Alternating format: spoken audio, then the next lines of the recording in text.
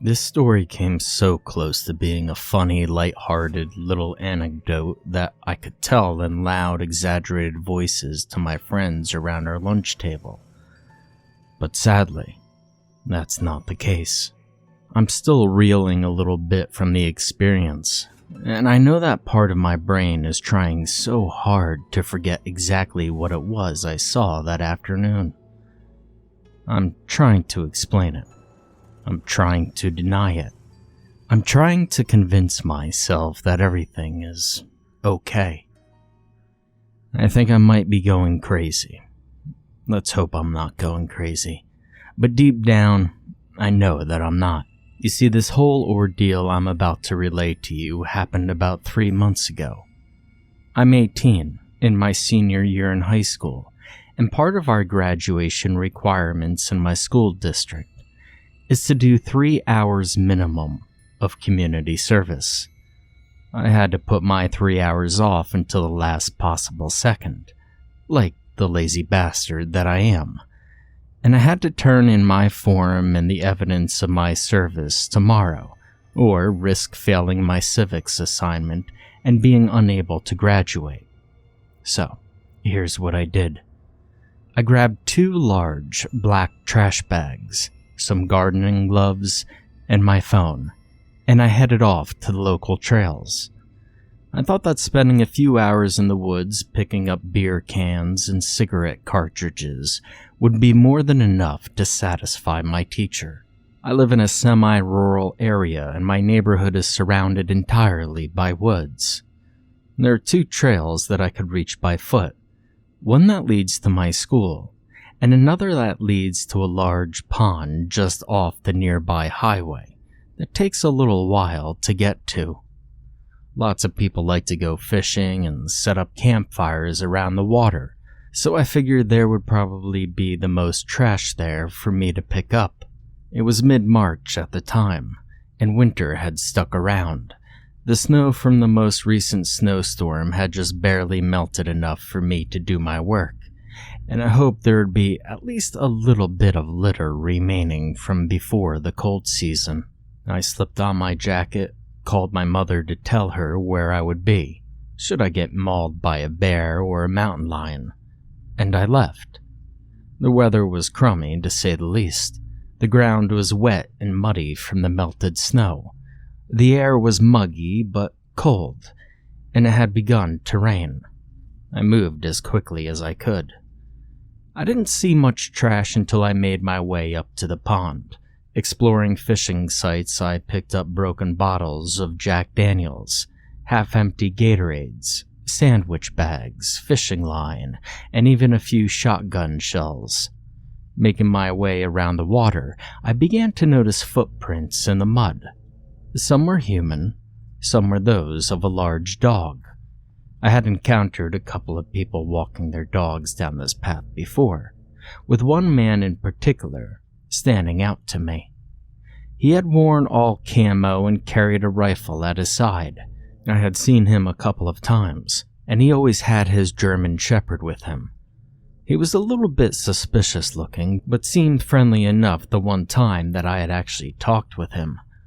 I thought he might have been a hunter, despite it being illegal in this area of the forest. I kept thinking about this man every time I stumbled across more footprints. Now, I have mild anxiety, which sometimes, due to my horror obsession, can delve into paranoia, and I was getting a bit worried. I recalled how a couple of years ago one of my friends told me how on every Halloween he would have to sit out on his front porch with a gun, watching over his chickens, because occasionally, around that time of year, farm animals would go missing, stolen away in the night by some unseen culprit.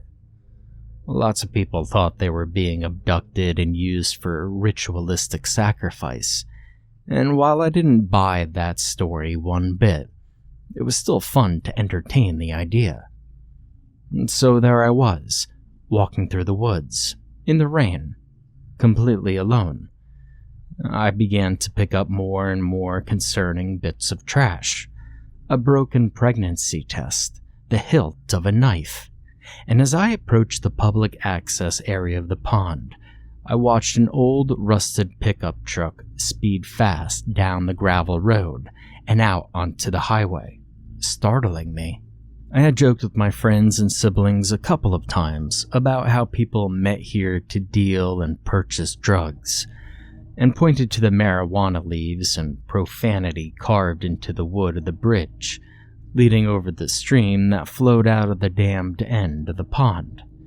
It was all a bit sketchy, but I dismissed my fears and suspicions as stupid, considering how non-existent the crime rate was in my town, and how wild my own imagination really was. After about an hour, I was at the end of the trail, and by the main area of the pond, there was a sign detailing what was and what was not allowed in the area.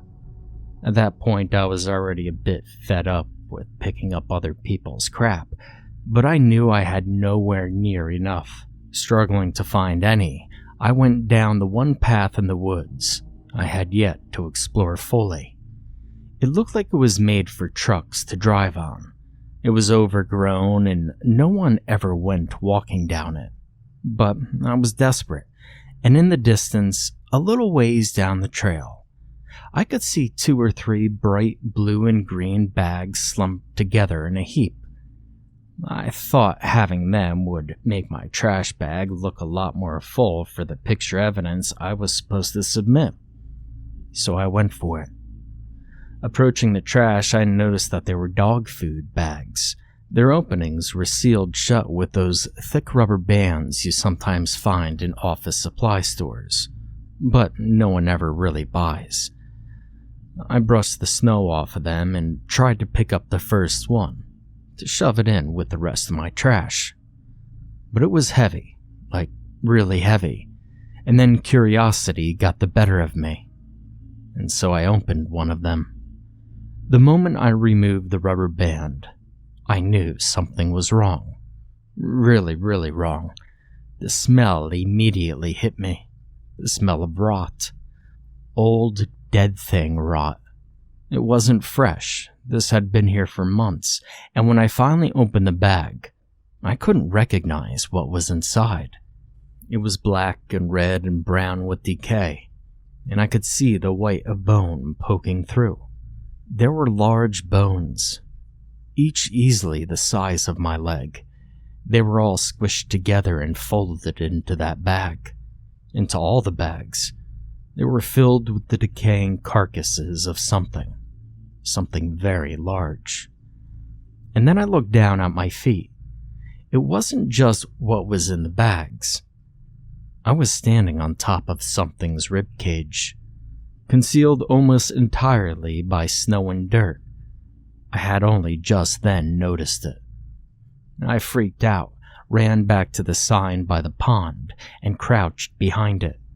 I pulled out my phone and dialed 911, talking through the sound of the rain. I told them where I was. I told them what I had found, and they said that they would send a state trooper over to investigate, and that I was to wait right there for them to arrive. It took about 25 minutes for the man to get there, and I grew more and more paranoid with every second that went by. Every sound of a car passing down the nearby roads I thought was someone out to get me. Someone who would shoot me, cut me up, stuff my body into a dog food bag, and leave me there to rot in the woods under the snow. I hoped to God that they were animal bones, but they seemed too thick and too large to be deer in my mind. Not that I knew much about deer bones. I tried to calm myself down, told myself that, hey, you're overreacting.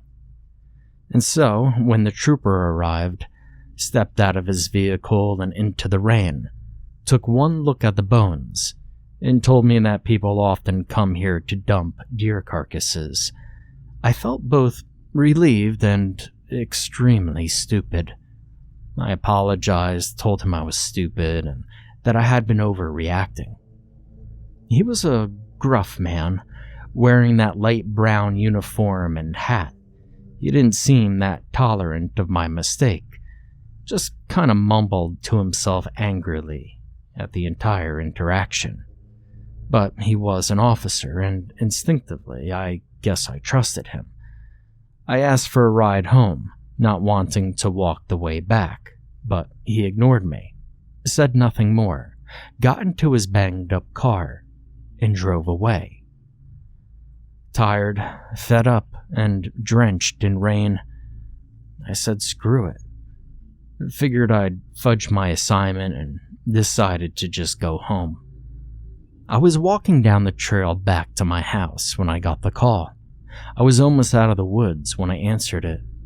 It was the state trooper's office. They told me they had sent someone to the place I had described, but when he arrived, I wasn't there.